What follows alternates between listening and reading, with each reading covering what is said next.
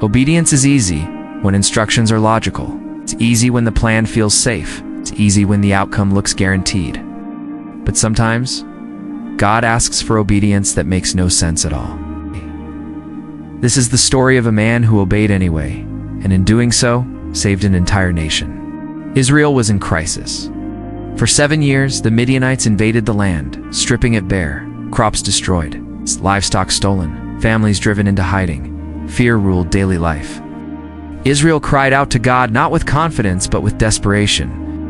And God answered, not by sending an army, not by raising a king. He sent a message to the least likely person. Gideon was hiding, threshing wheat in a wine press, not because he was lazy, but because he was afraid. And suddenly an angel appeared and said, "The Lord is with you, mighty warrior." Gideon looked around confused.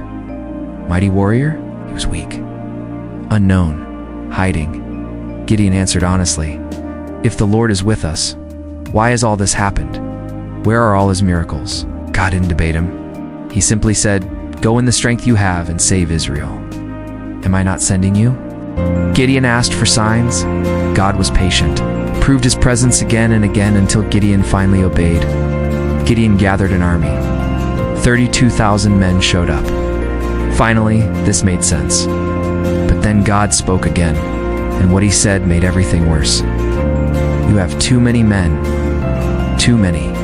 Israel was already outnumbered. God explained, "If Israel wins this battle with that many soldiers, they will say, 'My own strength saved me.'" Then came the first command that made no sense. "Anyone who is afraid may go home." Immediately 22,000 men left. Only 10,000 remained. Surely now God would stop. But he didn't. God said again, "There are still too many." Too many still? God instructed Gideon to take the men to the water. Those who knelt down to drink were dismissed. Those who scooped water with their hands were kept. When the test ended, only 300 men remained. 300. Against an enemy army, described as numberless as sand on the seashore. This was not strategy, this was surrender. That night, God knew Gideon's fear wasn't gone, so he gave him one more sign. Gideon overheard an enemy soldier describing a dream, a loaf of bread tumbling into the Midianite camp and collapsing everything. The soldier said, "This can be nothing but the sword of Gideon. God has given Midian into his hands." Gideon bowed in worship. The battle hadn't even started, but heaven had already decided the outcome. God gave the final instructions. They made no military sense at all. No swords, no shields, just trumpets, clay jars, and torches. Gideon divided the 300 men into 3 groups. At his signal, they broke the jars, lifted the torches, blew the trumpets, and shouted, "For the Lord and for Gideon." Chaos erupted. The Midianite army panicked, confused, terrified, turning on itself. By dawn, the enemy was defeated. Israel was free. It wasn't because Gideon was powerful. It wasn't because the plan was brilliant. It was because God was obeyed.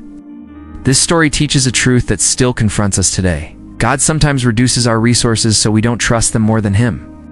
He removes what feels safe to reveal what is supernatural. Obedience rarely makes sense before the miracle. It always makes sense after. Gideon started as a frightened man hiding in a wine press. He ended as a leader whose obedience saved a nation.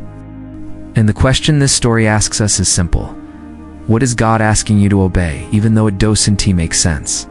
Because sometimes obedience that looks foolish is exactly what God uses to bring deliverance.